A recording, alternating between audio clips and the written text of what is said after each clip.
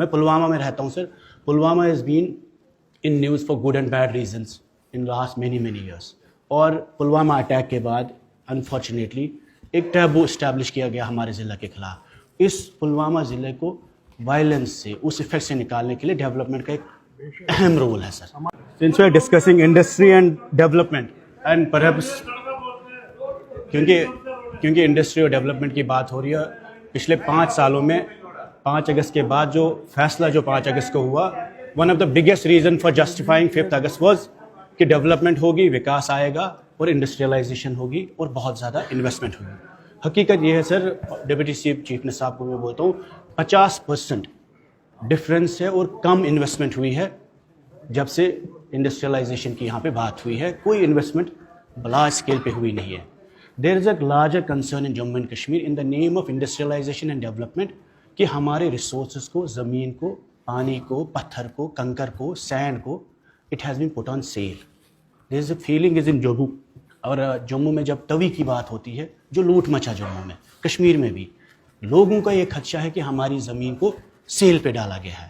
ہماری زمین جو ٹرانسفر ہوئی ہے انڈسٹریل ڈپارٹمنٹ کو کئی علاقوں میں سر, اس پہ لوگوں کی پارٹیسپیشن نہیں تھی کیونکہ پاپولر گورنمنٹ نہیں تھی.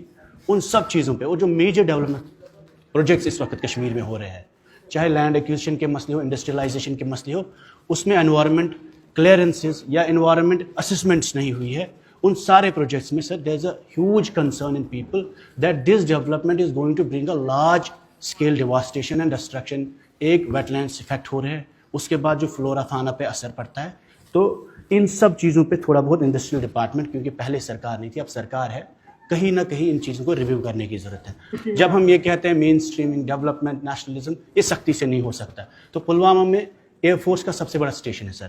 اسٹریٹجک روڈ ہم نے ریکویسٹ بھی کیا تھا ڈپارٹمنٹ کو کہ اس روڈ کا اونتی پورا ایمز کی طرف جب ہم جاتے ہیں پلوامہ تک, that should be include as a strategic road.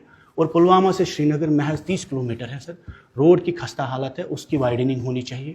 اس کے بعد انڈسٹریل گروتھ سینٹر, جب آپ انڈسٹری کی بات کرتے ہیں, سب سے بڑا انڈسٹریل گروتھ سینٹر لاسی پورہ میں ہے, اس کے بھی روڈ کی خستہ حالت ہے, وہاں وائڈننگ ہونی چاہیے. ساتھ ہی ساتھ مین ڈسٹرکٹ ہیڈ کوارٹر میں ہماری ڈیمانڈ ہے, جو ہم نے آنریبل چیف منسٹر صاحب کو بھی لکھا تھا, کہ سرکولر روڈ ہونا چاہیے. ایک رنگ روڈ ہے, ایگزسٹنگ پروجیکٹ ہے وہاں پہ جو پینڈنگ ہے کئی سالوں سے, اس میں الوکیشن آف فنڈس ہونی چاہیے.